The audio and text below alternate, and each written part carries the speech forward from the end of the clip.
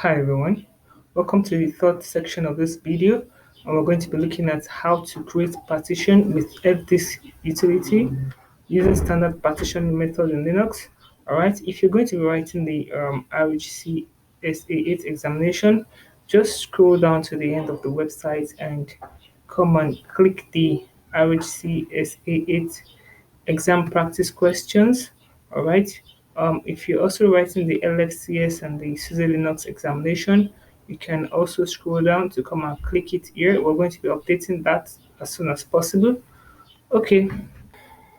On my system, I'm going to create a partition with fdisk. So the first thing to do is to list the devices I have on my system.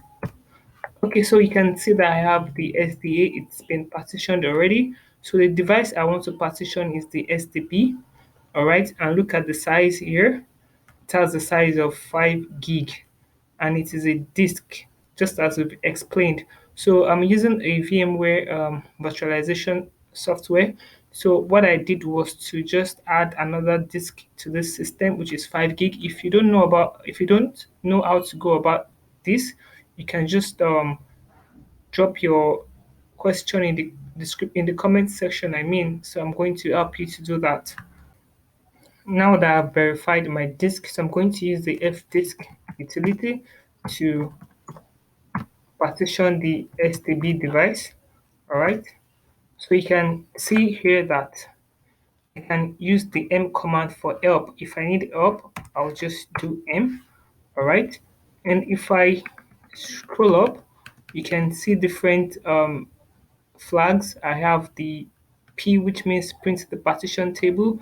I have the D option, which means delete a partition table. And I have the N option, which means add a partition table.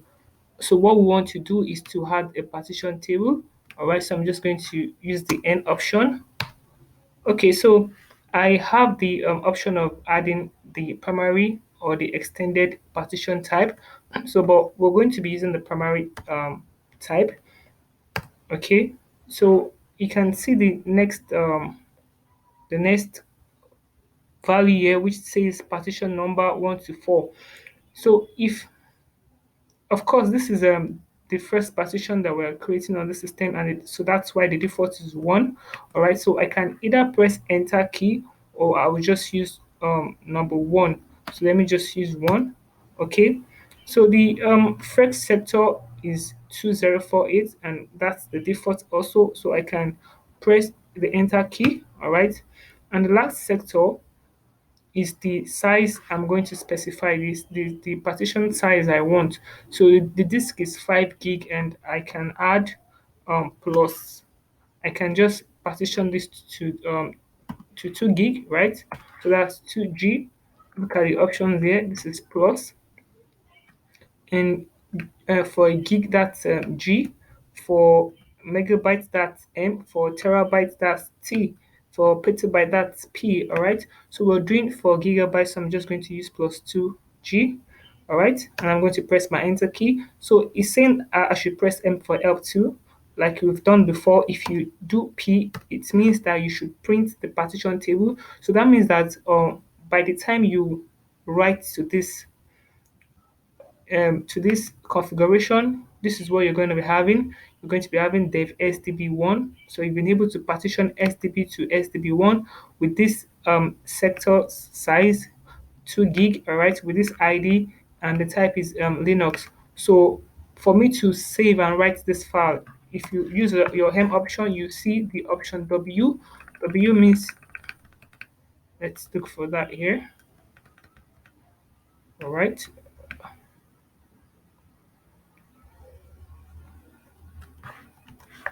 Okay, so you can see W, which it means that write table to disk and exit. So we're just going to use the W option. Then we've been able to create the partition. So if I use the lsblk command again, you can see that the STB disk, right, has been partitioned. I said it before when we were explaining storage that if you do a standard partition, you see it to be parts just this way, and it's been partitioned to STB1, and the size we have is 2 gig. All right. So you should know that by default, a drive is partitioned to Linux file system type. So if you want to change the type of partition, you would use the T option. All right. So that if you don't want to use the Linux type, all right. So this is where you're going to specify the T option to change the partition type. So usually after creating a partition on a device, the next step is to format the partition with a file system type. So you should know that a partition type is different from a file system type. All right, and we've talked about five file system types. We talked about the XFS ext4.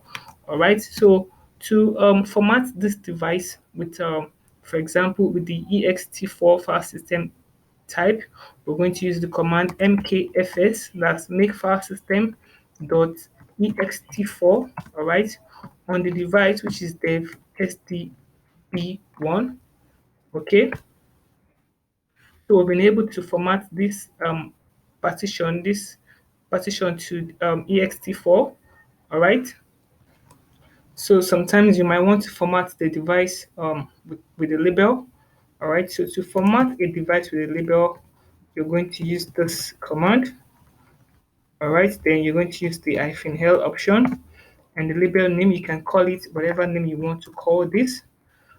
All right, and then you'll be able to format the device with the label name. All right, so when you format a device with a file system type, the next step you would do is to create a mount point. So that's not just the end of everything. You need to create a mount point to be able to use the device. So mount point is making a directory. All right. I can make a directory technique. So I want my mount point to be technique. All right. And after creating the mount point, the next thing we will do is to map the device to the mount point. So use the command mount. All right. The name of the device SDB1. So the mount point, which is technique. All right, so we've been able to map the device to the mount point now. So if you do lsblk, for example, you're going to see that the SDB1 is now mounted on /technid. And if you also want to see the current file systems are mounted, when you do df-h, you can see that the the mount point technid is mounted on the device SDB1. So from here, you can begin to, you know, create your files or do anything you want to do with the device. All right, I can just do touch test one, for example. So I have my device ready. So whatever thing that whatever information going to the device would always go through the mount point, which is technique. But you know what? If you shut down the system and you bring the system up again, you will not see this mount point anymore. And that is why you would need to always populate the fstab file, just as we've said, that it is responsible for mounting your devices automatically. So for this device to be mounted automatically when the system is restarted, we need to populate the fstab file. So to do that, we need to do first of all, let us get the block ID for the device SDB1.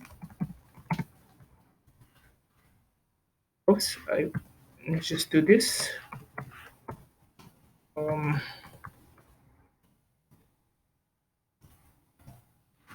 all right, so this is the UUID. So we need to get the UUID for this device because that's what I want to use in the fstab file.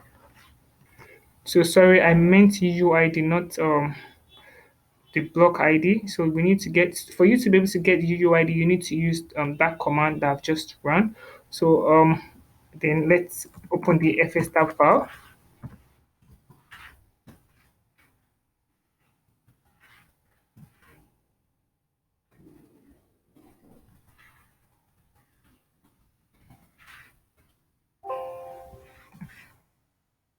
All right, so the device here, I'm going to use the UUID. Okay, just going to to this, followed by the mount point, which is technique, then followed by the file system type, ext4. I'm going to use default, right? So I'm going to use 1. I'm going to use 2. I can decide to use 0, 1, depending on how you want, depending on your mount options, the mount options you want to use. But this is fine, and I'm going to save the file. All right, so for me to be able to show that my FS tab was well populated, I can do mount-a. All right, so if I don't get any error, so that means it is well populated. So when my system reboots, the device or the file system would automatically be mounted as well. You can also use the gdisk utility to partition a drive, but we don't need that. As far as we can use the fdisk, I can just do the video, but you don't need it in this course. All right. So in the next video, we're going to look at how to delete a partition. So thank you for watching, and please subscribe to this channel. Bye for now.